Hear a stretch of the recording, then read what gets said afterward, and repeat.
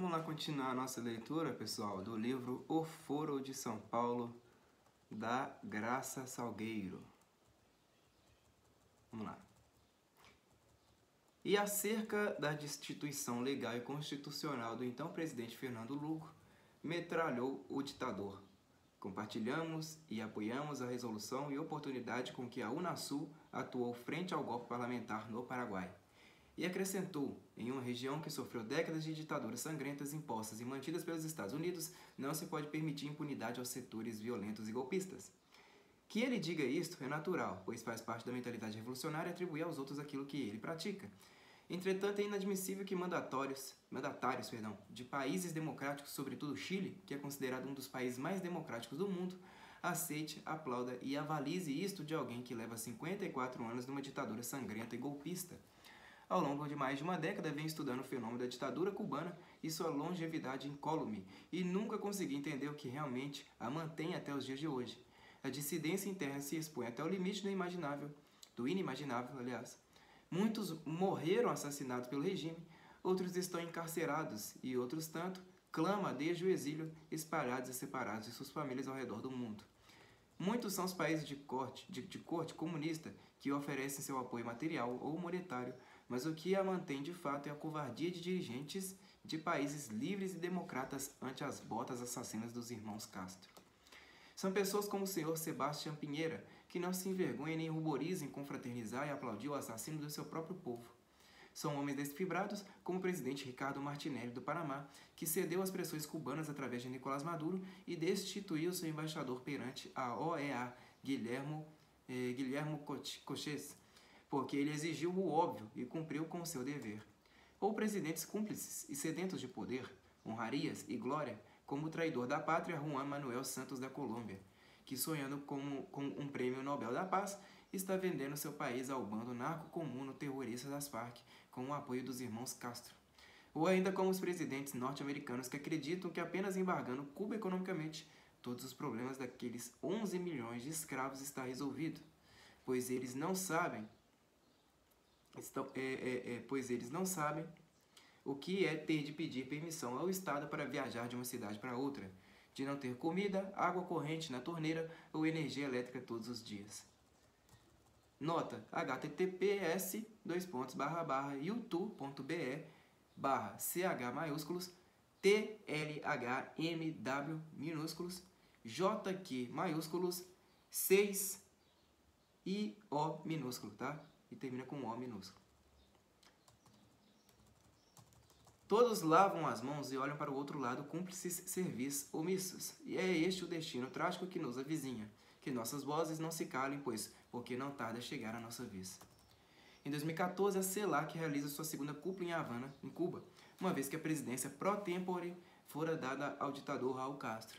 Para o evento, foi construído um mega complexo chamado PAPESPO, PABEXPO, que seria um centro expositivo e de convenções com amplo auditório e luxuosa sala de imprensa, tudo com o nosso dinheiro que é dado a fundo perdido pelo BNDES. O relato daquele evento eu expus no artigo que segue. Entre Davos e Havana, o coração da presidente elege o socialismo. Entre os dias 25 e 29 de janeiro de 2014, a CELAC, Comunidade de Estados Latino-Americanos e Caribenhos, celebra seu segundo encontro em Havana, em Cuba, reunindo representantes de 33 países para debater assuntos de interesse dessas regiões. Cabe salientar que a CELAC é mais um braço do Foro de São Paulo, FSP, e foi criada em 2011 pelo falecido Hugo Chávez, ex-presidente da Venezuela. Seu primeiro encontro deu-se oficialmente no ano passado, no Chile, que ostentava a presidência pro-tempore da organização e foi passada para Cuba na pessoa do ditador Raul Castro. Do mesmo modo que nos encontros do FSP, a CELAC inicia com um encontro entre os coordenadores nacionais, que são os chanceleres dos países membros, onde estes estabelecem as metas e preparam o documento final, o que significa que nada será de fato debatido nos dias oficiais, que nesse caso são 28 e 29, e posteriormente mais 20 declarações especiais serão dadas a conhecer. Como nos tribunais revolucionários, a sentença chega pronta antes do julgamento do réu. A presidente Dilma esteve em Davos, na Suíça, onde participou do encontro com países capitalistas e de lá deveria seguir para Cuba para participar da CELAC. Entre os endinheirados do mundo, Dona Dilma passou os pires pedindo que investissem no Brasil, enquanto gasta o dinheiro desses investimentos com ditadores de republiquetas comunistas como a Cuba dos Castro. Antes de seguir para Havana, ela resolveu fazer uma parada técnica em Portugal, alegando a necessidade de abastecer o avião, e hospedou-se, ela e a enorme comitiva de Aspones, nos 2 hotéis mais caros de Lisboa, cuja despesa total chegou à bagatela de R$71 mil. À noite saiu para jantar no restaurante mais caro da cidade, e no domingo rumou para Havana, onde deveria beijar as botas dos ditadores e inaugurar a primeira etapa do Porto de Mariel. Dentre as asneiras ditas em seu discurso, destaco as seguintes: o Brasil acredita e aposta no potencial humano e econômico de Cuba. O Brasil quer tornar-se parceiro econômico de primeira ordem para Cuba. Parceria bilateral de comércio e equipamentos para a saúde, medicamentos e vacinas, nos quais a tecnologia de ponta é dominada por Cuba. Dispensa os comentários, uma vez que todo mundo sabe que Cuba é um fracasso tecnológico e não tem nada a exportar, além de sua ideologia assassina e seus espiões que já se encontram aqui na forma de médicos. O discurso completo pode se ver no final deste artigo. https://youtube.br/_V maiúsculo, U minúsculo, Y maiúsculo, C maiúsculo, C minúsculo, B maiúsculo, X minúsculo, H minúsculo, Y minúsculo e W maiúsculo.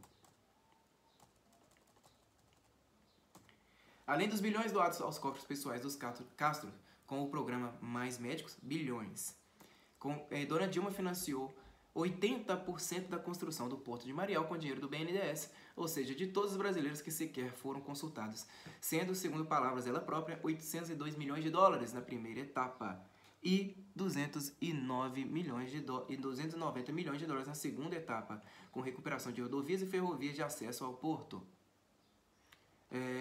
Enquanto isso, as rodovias federais brasileiras continuam fazendo vítimas fatais todos os dias por falta de sinalização e buracos no asfalto. Nos hospitais públicos, pacientes são atendidos no chão dos corredores por falta de leitos disponíveis e muitos pacientes morrem por não terem exames e tratamentos atendidos em tempo de salvar-lhes a vida. Com toda essa dinheirama caída do céu, construiu-se um mega edifício especificamente para a CELAC, que diz buscar aprofundar a integração política, social e cultural da América Latina e do Caribe, baseado no pleno respeito pela democracia e direitos humanos. O que Cuba entende por democracia e que direitos humanos são respeitados, uma vez que uma semana antes de ocorrer o encontro da CELAC, a polícia começou a advertir e perseguir a dissidência, recolheu da rua os mendigos e as prostitutas, desconectou celulares, redobrou a vigilância dos domicílios e prendeu alguns dissidentes. Os opositores ainda procuram pelo paradeiro de José Daniel Ferrer e Oscar Elias Bisquet, B-I-S-C-E-T, que foram detidos quando se dirigiam às embaixadas da Espanha e Hungria em Havana. 72 horas antes do encontro começar, já haviam 250 dissidentes detidos, alguns dos quais se desconhece o paradeiro.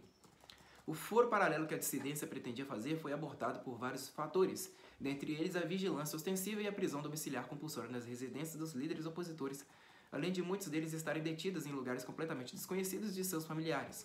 A respeito dessa cúpula paralela, o chanceler Bruno Rodrigues disse em uma coletiva de imprensa: não haverá aqui uma cúpula de governos e uma cúpula alternativa dos povos. A Havana é o lugar onde podem confluir e confluem naturalmente governos e povos em uma só sala, em um só lugar, em um só evento, ratificando o autoritarismo ditatorial que não respeita a democracia, a divergência de opinião, nem a liberdade de expressão, malgrado afirme cinicamente que a CELAC é o lugar onde podem confluir governos e povos.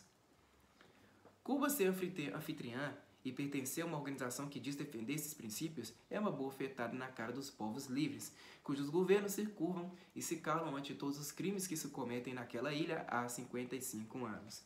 Nesse encontro, a OEA foi convidada a participar e seu secretário-geral, José Miguel Insulza, aceitou o convite. Isso gerou ações de repúdio dos chilenos e da velha guarda cubana em Miami, que denunciam a convivência dos países livres com tamanha opressão e falta total de liberdades, alegando que Insulza deveria cobrar pluralidade de partidos, liberdade de expressão, associação e crença religiosa, direito de ir e vir e que se cumpra a Carta Democrática Interamericana. Nota: http://www.oas.org/oas, tudo maiúsculo, page, P-A-G-E, /ESP, documentos com D maiúsculo, carta, _democrática, carta com C maiúsculo, democrática com D maiúsculo, e sem acento. .htm. Cuba foi suspensa da OEA em 1962 por ser declaradamente um país comunista, mas em 2009, por ser comunista e apreciar a ditadura cubana, o próprio Insulza retirou a suspensão, mesmo que nada tenha mudado no regime, mas os irmãos Castro rechaçaram a oferta. Também foi convidado o secretário-geral da ONU, Ban Ki-moon, que em seu discurso fez um chamado a fortalecer o sistema de direitos humanos e expressou sua confiança de que este encontro contribuirá para a paz, o desenvolvimento e os direitos humanos na região. Palavras ao vento, formalidades protocolares, mas nenhuma crítica efetiva ou condenação ao regime de escravidão a que são submetidos 11 milhões de seres humanos. Todos, sem exceção, se curvam e se rendem aos crimes cometidos pelos ditadores Castro e os tratam com respeito e admiração. Todos os presentes são coniventes com o genocídio cometido há 55 anos contra gente inocente ainda hoje durante esse evento.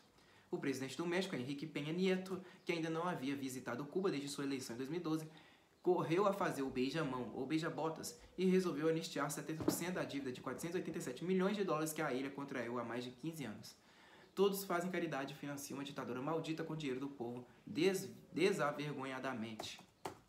Além de falar dessas abstrações, a CELAC defende a independência da Costa Rica, que segundo eles é uma colônia do Império, a erradicação da pobreza e da fome e uma declaração de reconhecimento a Chávez como idealizador da organização. Porém, a mais cínica e sórdida das proposições desse encontro é a que declara que a América Latina é uma zona de paz e que desterra-se para sempre ameace o uso da força em nossa região. Certamente isso foi imposto pelas FARC, que estão lá em Havana com a face da Acordo de Paz com o governo da Colômbia e que provavelmente participarão dos encontros dos dias 28 e 29. Já está agendado oficialmente o encontro entre o terrorista presidente do Uruguai, José Mujica, com representantes das FARC, que disse ter a intenção de se colocar como mediador entre o bando terrorista e o governo colombiano. No encontro ocorrido em Miami, com a velha guarda opositora e convidados, a médica epidemióloga venezuelana Dinorá Figueira citou a influência cubana em seu país, fazendo denúncias muitíssimo graves, sobretudo para o Brasil, que agora escancarou suas portas para a infiltração desses agentes. Disse a doutora Dinorá: a corrupção e o escasso recurso humano devastaram a saúde pública na Venezuela. Hoje a Venezuela tem a mais alta taxa de mortalidade da América Latina, a primeira taxa de gravidez precoce. Há um grave problema de saúde pública, de malária, de dengue, de tuberculose, que eram enfermidades que haviam sido reduzidas, mas procure-se remediá-las só com médicos cubanos que substituem os médicos venezuelanos. Vocês podem encontrar em http://www.ELNUEVOHALD.com/notícias/article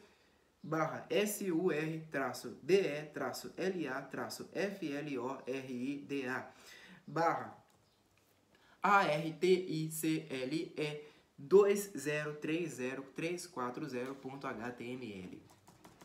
Cabe salientar que quando os médicos cubanos começaram a chegar no Brasil, Cuba passava por uma forte epidemia de dengue e cólera, que já vinha de vários anos, mas isso foi criminosamente omitido da sociedade brasileira. E eles não param de chegar, porque este é um ano eleitoral e, coincidência ou não, o governo brasileiro tem como meta contratar 13 mil no total. E no discurso de abertura, o ditador hereditário Raul Castro diz com a maior desfaçatez de cara para os secretários da OEA e a ONU, de cujas entidades fazem parte os Estados Unidos, que aquele grupo que reúne os países das três Américas, menos Estados Unidos e Canadá, deveria cooperar entre si como um antídoto contra a espionagem dos Estados Unidos. Ora, Cuba sempre espionou e continuará espionando quem lhe dá na telha, e todos aplaudem este engodo, talvez porque prefiram ser espionados por Cuba em vez do Império. E para este mega evento foi construído um moderníssimo edifício intitulado Centro de Imprensa, que deve ter custado uma fortuna, mas isso para os Castro não é problema, porque somos nós, os otários brasileiros, que estamos pagando. A imprensa nacional não denuncia nada disso, limitando-se apenas a reportar alguns fatos, com a candura de quem informa um evento esportivo. Nada é o que parece se tomarmos apenas o que sai na mídia. Tal como ocorreu com o FSP, a CELAC será mais uma organização que a mídia tratará com displicência enquanto seus membros conspiram contra a liberdade de sua própria gente. A presidência pró-temporé para a terceira cúpula da CELAC foi dada à Costa Rica na pessoa de sua presidente Laura Chinchilla, que não chegou a participar, pois estava em fim de mandato. O evento ocorreu entre os dias 28 e 29 de janeiro de 2015, já sob o governo de Luiz Guilhermino Solís e seu ministro de Relações Exteriores, que passou a presidência pró-temporé do quarto encontro ao Equador, na pessoa de seu presidente Rafael Correa. O tema dessa cúpula foi como dar segurança alimentar e tratar de erradicar a pobreza e a fome. Para o evento foram acreditados 1.200 correspondentes de jornais de todo o mundo, o que chama atenção para o fato de o Foro de São Paulo ter levado 16 anos no mais absoluto sigilo no Brasil, pois em nada difere desses encontros onde dezenas de chefes de Estado estão presentes e reunidos durante alguns dias. Como naqueles anos Lula havia proibido até a simples menção à organização, um evento dessa magnitude ocorria sem que a imprensa noticiasse uma notinha de rodapé sequer, como se nunca houvesse existido. Quarta cúpula da CELAC, Santos, Farc e Maduro. Entre os dias 27 e 28 de janeiro de 2016, celebrou-se a quarta cúpula da CELAC em Mitad del Mundo, no Equador, cidade que leva esse nome por ficar no marco zero da linha do Equador, que divide os hemisférios norte e sul. Seu anfitrião, o presidente Rafael Correa, abriu a sessão no prédio da Unasur, que leva o nome do ex-presidente argentino Néstor Kirchner, fazendo menção às memórias deste e de Hugo Chávez da Venezuela. A presidência pró-temporé foi entregue por Correa ao presidente da República Dominicana, Danilo Medina. Como nesses encontros de incontáveis siglas criadas para dar apoio e reforçar o plano estratégico do Foro de São Paulo, dos 33 países membros, apenas 22 participaram. Na segunda cúpula, ocorrida no Chile, Cuba foi a grande estrela do evento, talvez porque já se impulsionava o reatamento de relações diplomáticas com os Estados Unidos, mas este ano não foi mencionado o nome de qualquer representante da ilha prisão. Os temas citados como pontos de discussão foram trabalho, ciência, tecnologia, desenvolvimento e mudança climática. Entretanto, o que estava em questão mesmo era o apoio irrestrito ao tal acordo de paz entre Santos e o bando terrorista Farc, além do respaldo à ditadura venezuelana. O tempo fechou-se quando a vice-presidente argentina, Gabriela Michetti, mencionou a ocupação do seu país e especialmente do presidente Macri, que não pôde ir em decorrência de restrições médicas, quanto à situação dos presos políticos venezuelanos, uma vez que atualmente a Argentina tornou-se um peixe fora d'água nesses encontros. Mais cedo, Michetti mencionou a possibilidade já em estudo da extradição do terrorista chileno de FPMR, Galvarino Apablaza, que vive em Buenos Aires na qualidade de refugiado político, que responde em seu país pelo assassinato de um senador em 1991, do mesmo modo como o Brasil concedeu status de refugiado político ao terrorista das Farc, Oliverio Medina. O traidor presidente da Colômbia, Juan Manuel Santos, pavoneava-se como se fosse a cereja do bolo, pois além de contar com o apoio de quase unanimidade da CELAC ao seu intento de entregar o país às Farc, a ONU criou uma resolução instituindo uma missão especial para avaliar o cessar-fogo bilateral definitivo e o abandono das armas, coisa que as Farc sempre anunciaram que não vão cumprir. Ele afirmou que a resolução saiu nos termos em que pedimos, exatamente como se acordou na mesa de conversações, quer dizer, conforme a vontade dos terroristas, uma vez que os representantes do governo estão lá como convidados de pedra, que não abrem nem a boca a não ser para dizer sim senhor às Farc. Ainda segundo Santos, as despesas de segurança dos membros dessa missão, que será durante um ano, correram totalmente por conta do governo colombiano, isto é, pelos contribuintes que bancam a traição à revelia. No dia 28, através de uma videoconferência ante a Eurocâmara, entre o negociador das Farc, Ivan Márquez, e o negociador do governo, Sérgio Jaramillo, o Parlamento Europeu apoiou por unanimidade o acordo de impunidade que arquivará os crimes das Farc. Márquez aproveitou para pedir aos deputados que tirem o nome das Farc da lista de organizações terroristas, que provavelmente será acatado tão logo termine o acordo final em Havana. Dias atrás, as Farc propuseram ao governo colombiano a desmilitarização das forças armadas e de polícia, alegando que sem conflito armado não se justifica o alto custo que se tem com a manutenção das forças, cobiçando sem dúvida o direito exclusivo de terem e usarem armas de todos os tipos e calibres. E para concluir, a nova Assembleia Nacional Venezuelana está pondo em andamento a investigação da real nacionalidade de Nicolás Maduro, amparada em uma petição pública que conta com o apoio de inúmeras figuras de destaque da Venezuela, tais como o ex-diplomata Diego Arria, o empresário Marcel Granier, da RCTV, expropriada por Chávez, o jornalista Napoleão Bravo, entre outros. Na petição alegam que, segundo o artigo 96 da Constituição Política da Venezuela, Nicolás Maduro é colombiano de nascimento por ser filho de mãe colombiana e por ter vivido em território colombiano durante sua juventude. Falta comprovar se ele é venezuelano. Em caso afirmativo, teria dupla nacionalidade, o que o impediria de exercer o cargo de presidente da República, segundo estipula o artigo 41 de nossa Constituição. 3 anos atrás, Maduro negou ser colombiano após acusações do ex-embaixador do Panamá ante a OEA, Guilherme Cochise, que apresentou o documento supostamente emitido pelo Registro Civil de Cúcuta, na Colômbia, que respalda essa acusação, motivo pelo qual dirigentes opositores insistem que Maduro usurpou o cargo. Como se pode ver, a Argentina e Venezuela estão retomando o caminho da democracia e a um passo de mandar para o quinto dos infernos o maldito totalitarismo comunista. E o Brasil, quando chegará a nossa vez?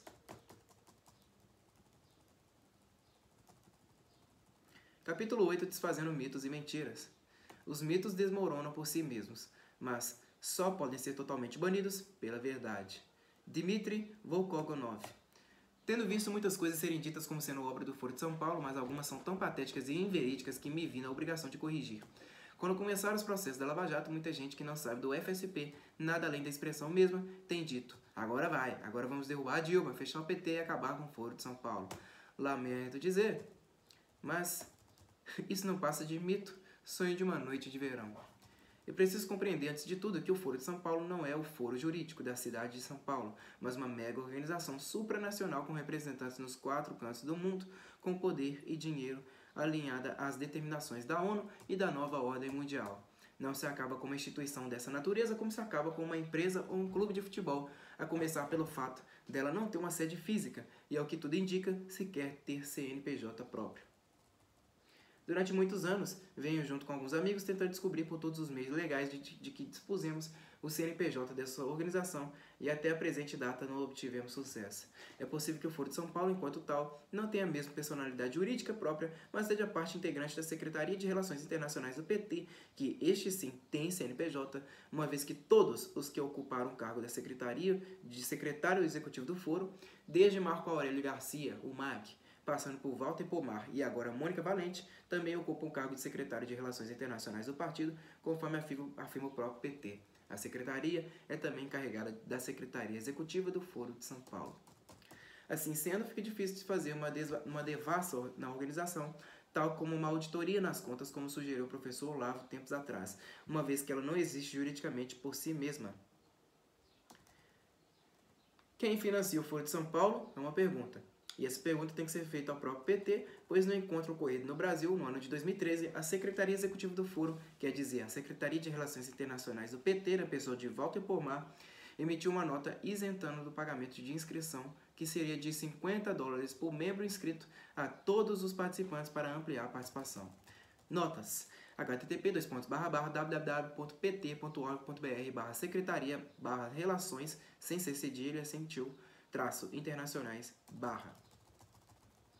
Outra nota: http://foro de São Paulo, sem acento nem nada, sem tio nem nada, tudo minúsculo, .org/SIS-ENC-DE-LOS-DEL-PARA-DEL-XIX-DEL-CENTRO. Deve-se considerar como financiadores da organização, que envolve encontros, reuniões do GT, que ocorrem em vários países, 4 vezes ao ano, participações como observadores de eleições nos países membros, etc., o próprio PT. Hoje sabemos das ações bilionárias que estão em curso nas operações conjuntas do Ministério Público e Polícia Federal e que muito raramente são para proveito próprio. As Farc, os petrodólares venezuelanos da época de Chávez, porque hoje a Venezuela está falida, e do mega investidor George Soros, através das incontáveis ONGs que pertencem e participam dos eventos, segundo nos relata o expert em estratégia de organização, o major da Cavalaria do Exército da Argentina, Jorge Moniz Ruiz, meu amigo pessoal, na entrevista ao site Pro Justiça. Nota: http://www.projustiça.org.pe/site.php plantilha PLANTILLA-9-DAD comercial NCATEGORIA1 igual 4 comercial de novo NCONTENIDO igual 6546.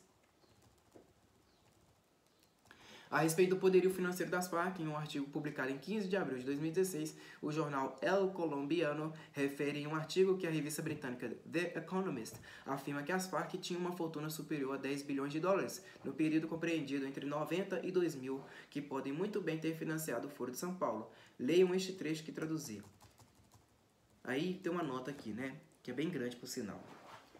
http://www.elcolombiano.com/Colombia/paz-y-Humanos/LAS-FARC-TENDDRIAS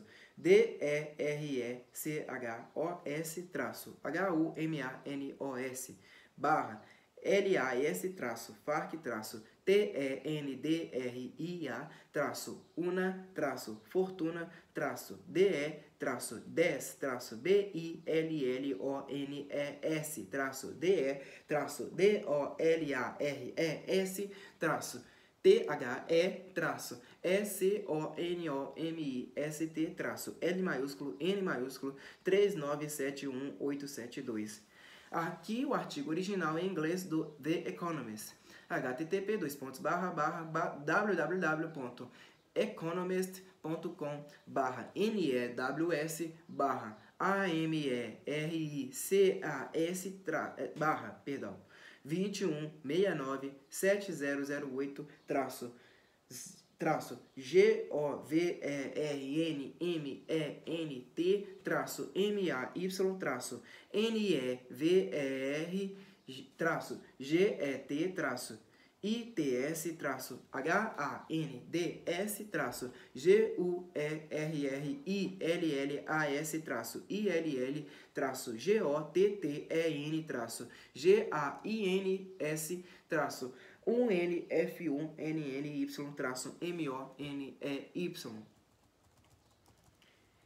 Vamos lá ler o que a Graça escreveu.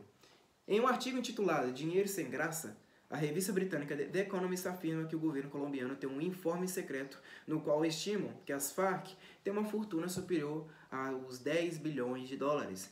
É um assunto importante. Entre finais de 1990 e princípios de 2000, as Farc tiveram 18 mil combatentes e uma caixa de guerra cheia de dinheiro em espécie, produto da extração ilegal de ouro, da extorsão, do sequestro e do tráfico de drogas. Estima-se que os ingressos anuais das Farc neste período foram dos 200 a 3,5 bilhões de dólares. Santos disse desconhecer esses dados, mas os Estados Unidos continuam insistindo que são verídicos e que Santos sabe, mas não quer revelar por causa do tal acordo de paz que está realizando com o bando terrorista em Havana, Cuba, sob as bênçãos dos ditadores Castro. Outro mito é o de se atribuir às expressões bolivariano e ou bolivarianismo uma ideologia própria do Foro de São Paulo. Nada mais falso, a partir do momento em que nem uma palavra nem a outra expressam em si mesmas uma nova ideologia. A ideologia por trás do bolivarianismo é o velho e criminoso comunismo, sem mais nem menos. Essa expressão foi criada por Hugo Chávez pouco tempo depois de assumir o primeiro mandato, ao referir-se a si próprio como uma reencarnação de Simão Bolívar, conforme expliquei mais acima.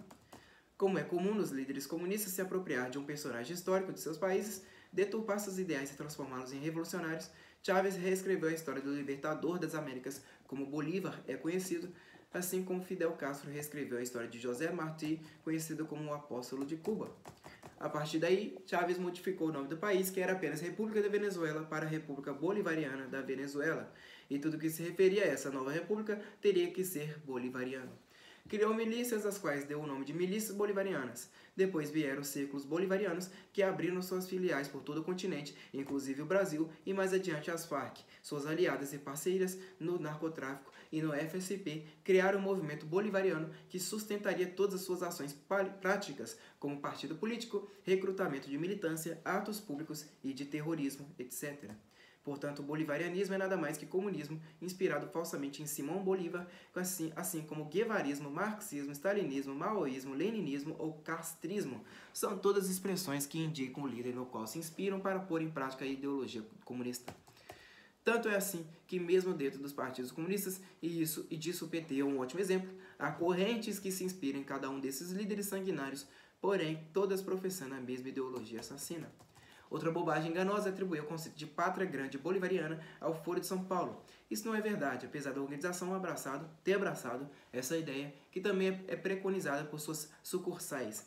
ALBA, Mercosul, Unasul e CELAC. Quem primeiro cunhou esse termo foi o sociólogo e politólogo germano-mexicano Heinz Dieterich, que durante muitos anos foi o ideólogo de Fidel Castro e Hugo Chávez, autor também do malfadado socialismo do século XXI. Segundo Heinz, com a ascensão do Chávez ao poder, seria possível resgatar o sonho de Simão Bolívar de que todo o continente sul-americano se transformasse em uma grande pátria sem fronteiras. Na nossa Constituição Cidadã de 1988, no título 1º dos Princípios Fundamentais, o artigo 4º diz que a República Federativa do Brasil rege-se nas suas relações internacionais pelos seguintes princípios. Parágrafo único. A República Federativa do Brasil buscará a integração econômica, política, social e cultural dos povos da América Latina, visando a formação de uma comunidade latino-americana de nações. Este adendo foi posto pelo atual vice-presidente da República, Michel Temer, que declarou orgulhosamente em uma entrevista, quer dizer, o sonho de integração com os demais países do continente é um sonho antigo dos políticos de esquerda, também do Brasil.